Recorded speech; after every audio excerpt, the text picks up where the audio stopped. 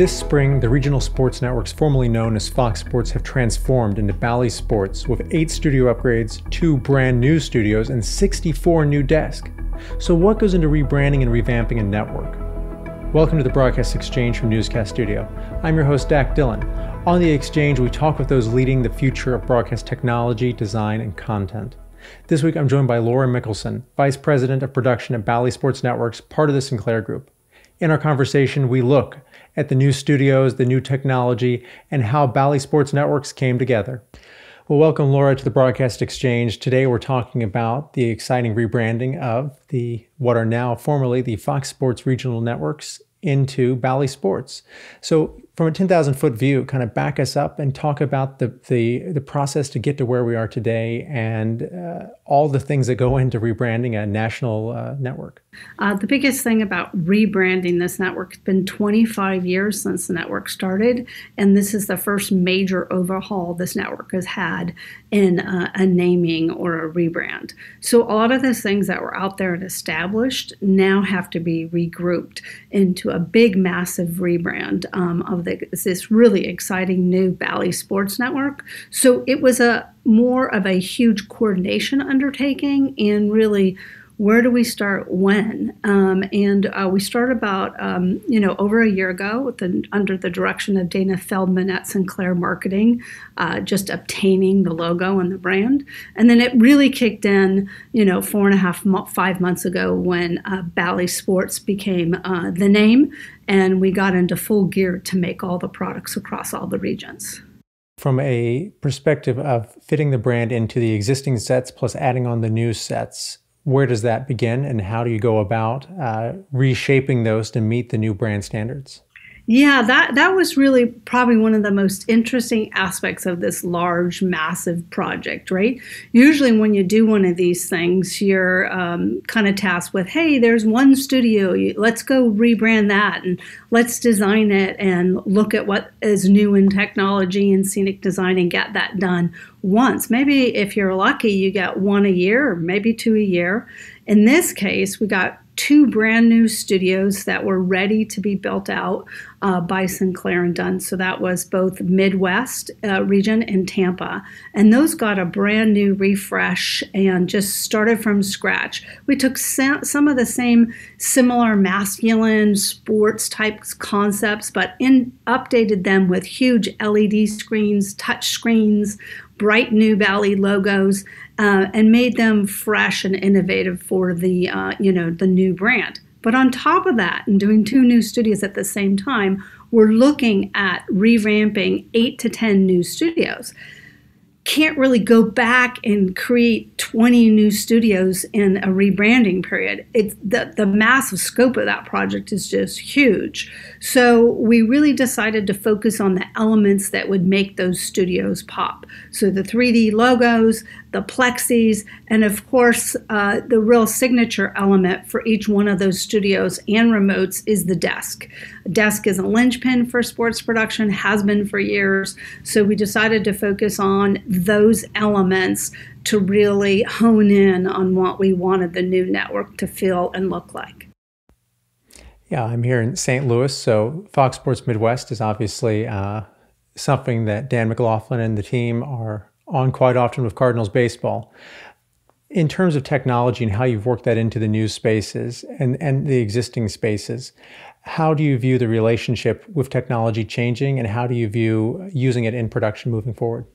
Yeah, I think that's a perfect question, and that's something that I was really keen on addressing, and so was the team is moving forward. The RSNs have a deep range of technology across the board, right, in all the live productions we do, and our sets had been somewhat similar or same in scope for a number of years. And the traditional desk has a monitor, and you get a monitor, and that's how you display things. And we really just thought it was time to move into the new technological world. So on both the Tampa and the Midwest studios, there's huge LED screens and touch screens. Those LED screens were made possible by a great group at the Synergy with Sinclair Scenic, Mark Nadeau and Eric Goste out of Sinclair, and they have really good relationships with Florida Lighting and LED boards. We're able to bring that kind of high-end LED technology to the studios, but also to the desk. And I think that that's key, that these desks become more functional, they become more production elements. They're just not, let me sit behind as a talent so I can be comfortable, but technology that really makes it seen. So I'm really excited about the new desk. There's two versions of the studio desk. It's a 10 and 8-foot Sinclair ribbed circular desk. It's circular. It's got a circular face and a full LED screen in front with lit ribs. So you can light the ribs and change the colors. And the LED screen, amazing to have on a desk, because not only can you national brand it, but you can use those as production elements, which I think is what you're talking about. You can see a Tatis Jr. or Manny Machado or, a real Jack Flattery in the desk. So that becomes a different production element for you. So we're really excited to get that technology on the air. And I would assume, that the upgraded LED on the desk also presents new opportunities for the marketing and the sales team to possibly monetize those spaces. Absolutely. All of those elements become, key production elements across the board, bringing you the game, really getting into being able to bring you the details of the game during the pre and post games, not just during live, but you can bring the elements from the game back to those pre and post games, back to your intermissions, back to your scenes. And then, of course, really look towards the future of, not having sponsor on a hard card or something like that, but creating dynamic animations for those to just flow. Part of the deal with Bally's was to bring more sports betting content to the regional networks. Has there been any thought on the production side of things, how that's going to integrate into these spaces or the graphics and kind of make that cohesive? That's not really inside my preview, but I imagine as we move forward, all of those elements are going to, be incorporated into the overall production, and please, team partners across the board. So taking a step back for a second, so the sets are obviously one part of the refresh and the new look. The other part is just the new logo and the new colors and the new tones that are going to be across everything.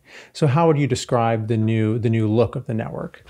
So often in sports, especially on this side, we were stuck in that tobacco, smoky, navy kind of overall room, and now we're really excited to bring the Bally's white, red, monochromatic, minimalistic kind of look, a smartened up look to make that Bally logo pop. And I think the logo pops, the set changes make it pop. So bright, new, and fresh. That's really what we were looking for as we move forward. And in terms of the insert graphics and the other graphical elements on air, when can we expect to see some changes on that front? They are rolling those out as we speak. But what's really unique about what they're rolling out is that as we're able to start fresh, we are able to really work together. So between Brad Rowe and Nellie and Mike Conley and the whole production team, we're able to really collaborate. And as everybody knows, one of my favorite lines is make the through line, not only the through line in a documentary production or something, but in the set designs and the animation. So in some of the areas, you'll see where the animation that was created from the production group reaches over into the production elements that we do on the staging in the studio. And that cohesiveness of really thinking that through has made a grand difference. I think in Southwest particularly, we have a really nice, kind of looking energy cell wall that complements the animation. And I think you'll have a really nice cohesive look when we launch here. So in terms of the remote production, sports networks like to go on the road. They like to broadcast from the ballpark. What all went into updating the desks that are used there? How was thought put into making sure they were flexible enough for all of the various types of productions a regional sports network needs to do? And of course, making sure they're rugged. So that part is also very dynamic because, as you guys know, on the RSN side, there's a lot of remote production, right? There's outside the studio that doesn't happen in the studio, and even more important during COVID. So those are getting a brand new look also. Those go from clean white and red and bright and dynamic in the studio to a very cool, nice, dark background with a Bally Sport red logo, and all of the railings have been cleaned up. Those also get the 8 or 10 foot desk, and then they also get a really unique remote desk. It's called the S&S, and it's a dynamic sit-stand desk. As production in sports innovates and changes, that desk is really made so that you can sit and stand. So maybe a analyst who's an NBA player at 6'8", he's sitting down, and then you have a talent who is maybe 5'11", and they can be at the same height and present the same amount of material. It's also a really unique desk, and it's lightweight. Dak, you and I can carry it 50 feet ourselves. So it's made of carbon fiber. It has a rhino liner top that's really durable for rain in some of those areas out there. That's going to be kind of a linchpin for the remote areas moving forward. And how did the, kind of the experiences of the past decade and more of Fox Sports help inspire and educate those decision-making processes to make sure that something like that desk is weather ready or these items are ready to go on day one? Yeah, I think there was a lot of help from all the producers and directors and operations people out there. We really did a tremendous amount of research. We did a lot of surveys, spent a lot of time prior to COVID out on the road working with the regions, seeing how the desks are used, not just designing and saying, hey, let's get a studio desk outside, but hearing what some of the challenges were, moving the desk, working with the teams, lifting the desk, beating up the tops of the desk, making them lightweight and easy to maneuver and dynamic. So really putting all those things into consideration was fantastic. We didn't have to start from something that happened at a national level and was really made for inside. We were able to create a desk, and in this case with a really great vendor, IDF, who we've used from the past, and even prior to all the national experience, IDF and I, Mike Vanderhorst, we've had a long-standing relationship, and we've been keeping notes over the past 25 years of what we wanted to do and what we had, and we always vowed if we had a chance to redo, and here it is, that we would make something that people in the field just really loved, and I think that's going to happen. And then we are now almost to the moment where it all comes together and it hits the air. So what is the anticipation like from your team and your partners about that? Yeah, well, we have, between this past month, we have like 50 some odd vendors out in different locations installing all these scents across the country. Everybody was asking me, what is it like? Because it's not like just doing one set. I reckon it to doing a remodel, but not just your home, but remodeling 25 houses across the country all at the same time that aren't all cookie cutters. They all have different measurements, different sizes.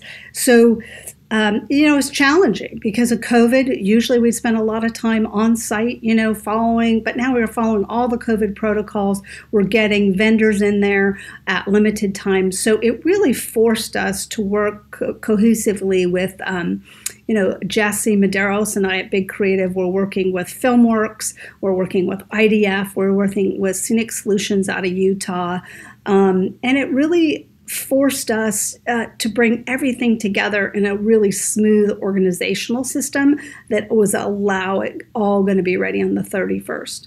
And I'm here in San Diego, one of our last big installs now, refurbishing of this super large studio. And I think everybody's going to be wowed with just the new dynamic. It's a new look for sports. It was very clear from the beginning with Dana Feldman and Mike Conley, who's head of production, that we want to be new, innovative, and fresh. And I think this look is just going to pop on air with the white and the reds and the clean and the clear. It's going to be bright and brilliant. So I'm really excited how these products have come out. It's a lot of work, a lot of testing. Had to test all the different colors and make all the products work. And I'm thrilled at the outcome. Well, thanks, Laura, for taking some time, and we will all be watching. I know here in St. Louis, Cardinals draw a large crowd, so we're all ready for opening day. Okay, well, I look forward to it. Thanks a lot, Dak. Thank you for joining us today on the Broadcast Exchange. New episodes release about every 2 weeks, and we hope you'll like and follow us on YouTube or your favorite podcasting platform. In the meantime, make sure to check out Newscast Studio for the latest in broadcast production, and if you have any questions you'd like to see answered on the Broadcast Exchange, please tweet at Newscast Studio or email podcast@newscaststudio.com.